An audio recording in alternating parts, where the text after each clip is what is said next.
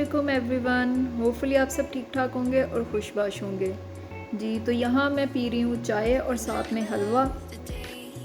अभी आपको पहले क्लिप्स दिखाती हूँ। एक तो मैं कल शॉपिंग पे गई थी, कुछ उसके क्लिप्स हैं, और आज मेरे खालू और मेरे मामू आए थे मेरी तरफ, साथ में अम्मी थी और मेरे भाई थे।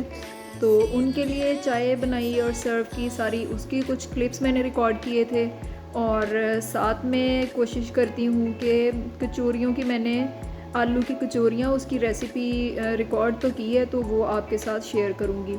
तो यहाँ मैं बिल्कुल फ्री हो के, चाय का मग पहले मैंने छोटा निकाला था लेकिन उस पर फिर मेरी तसल्ली नहीं हुई। अब बड़ा ज़रा थकावट उतारूँगी थोड़ी सी, और क्योंकि सुबह से लगी हुई थी कामों में, तो फिर मैं बड़ा मग डाल के लेके आई हूँ।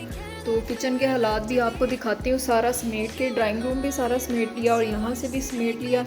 और एक जो शिफ्ट लगा चुकी हूँ बर्तन धो के यहाँ पे सारे, और उन्हें ड्राई करके रखा हुआ है।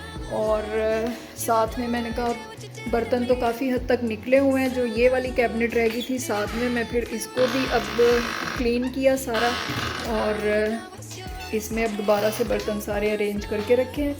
और साथ में जो किचन के बाकी हालात हैं वो ये हैं आपके सामने।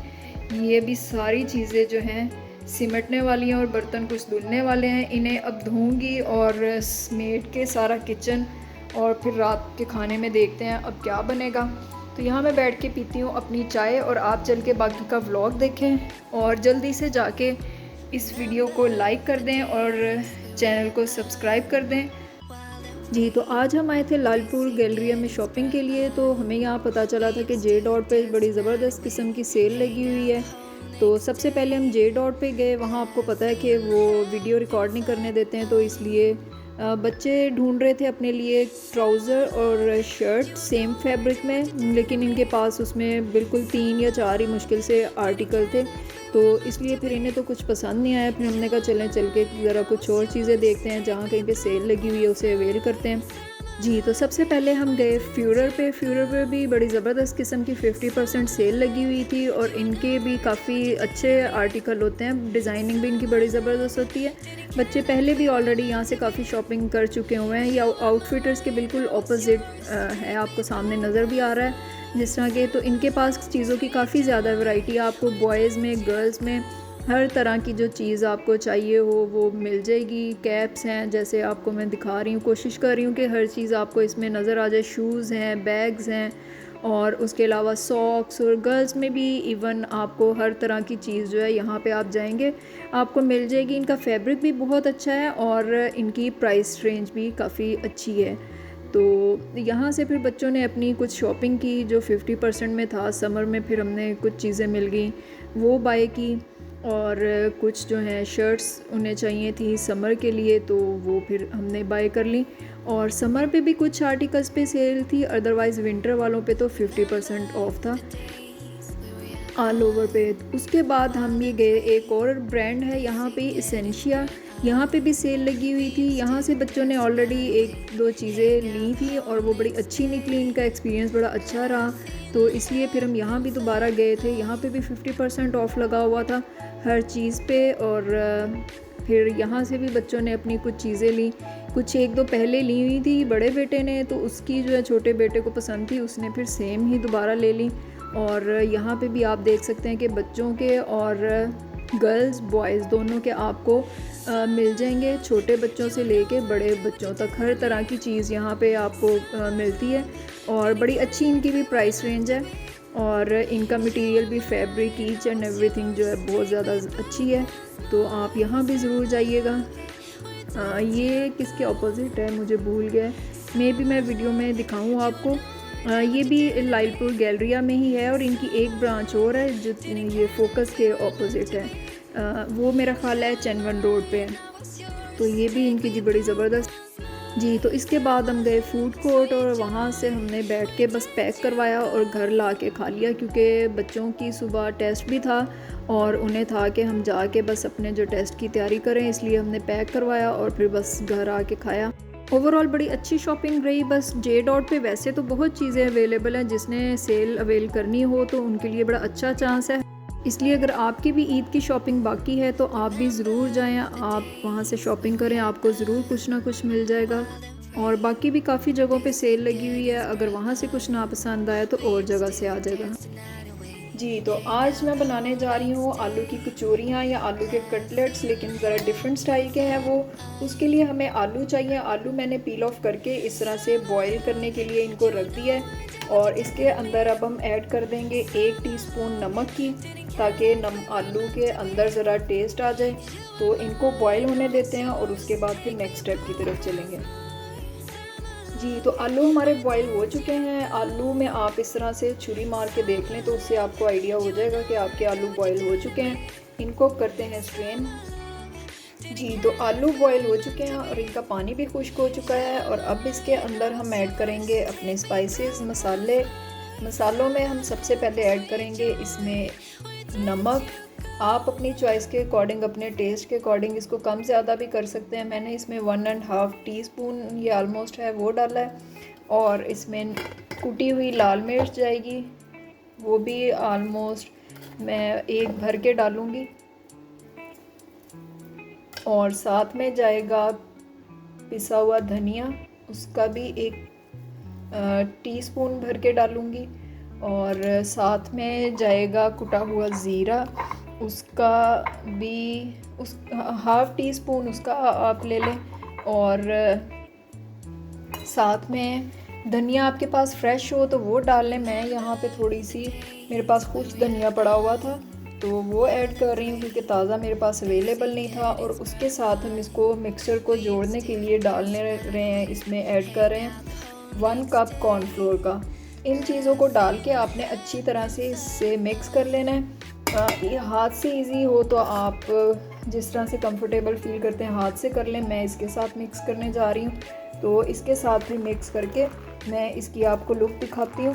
थोड़ा सा आपको इसको टाइम लगेगा, लेकिन आपने एकदम से ज़्यादा इसको तेज़ी से नहीं करना है कि ये पाउडर जो है कॉर्नफ्लोर का ही उड़ के बाहर को जाए। तो इसको आराम आराम से ज़रा आपने इस तरह से मिक्स करना है। हाथ के साथ इजी हो तो आप हाथ के साथ भी कर सकते हैं, ऐसा कोई मसला नहीं है।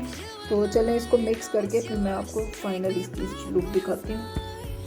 जी, तो ये आपको नज़र आ रहा होगा कि इस काफ़ी हद तक ये स्टेबल हो चुका है। आपने इसके अंदर पानी या ऑयल बिल्कुल भी ऐड नहीं करना है।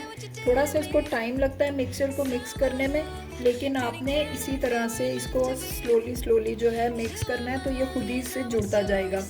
तो नमक कह रही हूँ, धनिया नहीं था मेरे पास जैसा कि मैंने आपको बताया, और सब्ज़ मिर्चें भी नहीं है क्योंकि मेरे गेस्ट आ रहे थे, मुझे जल्दी से तैयार करना था मिक्सर। तो इसमें आप साथ में सब्ज़ मिर्चें भी ऐड कर सकते हैं। और धनिया मेरे पास खुश्क पड़ा हुआ था तो खुश्क धनिया मैंने डाल दिया है। तो इसी तरह से आपने इसको करते जाना है तो ये जुड़ जाएगा। जब ये फाइनल होता है तो मैं दोबारा फिर से आपको दिखाती हूँ।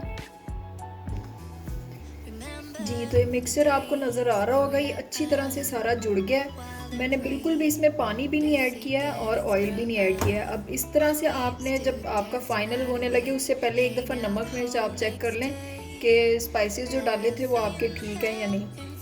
तो मेरे बिल्कुल परफेक्ट हैं, मैंने और ऐड नहीं किए हैं। तो इसे अब हम 1 घंटे के लिए इसी तरह से कवर करके फ्रिज में रख देंगे।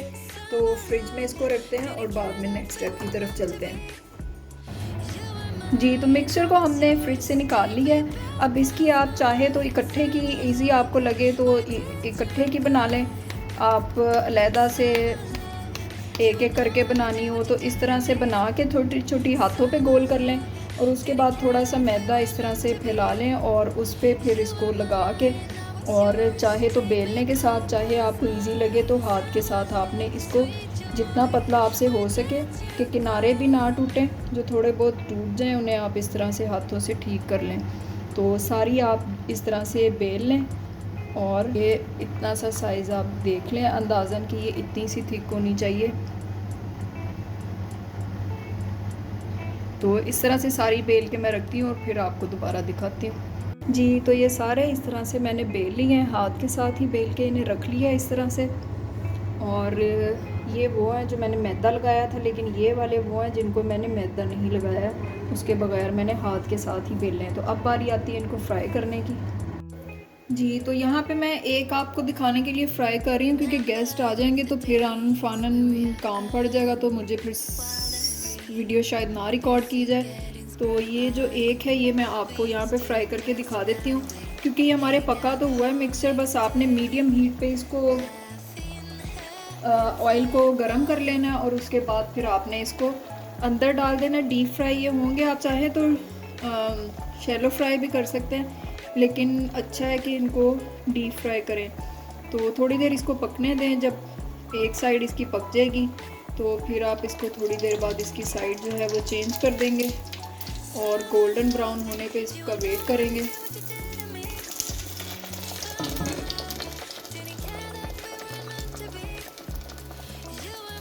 अगर तो आपका मिक्सचर बना हुआ पड़ा हो तो फिर इसका कोई इतना काम नहीं है, बड़ी जल्दी ये रेडी हो जाते हैं।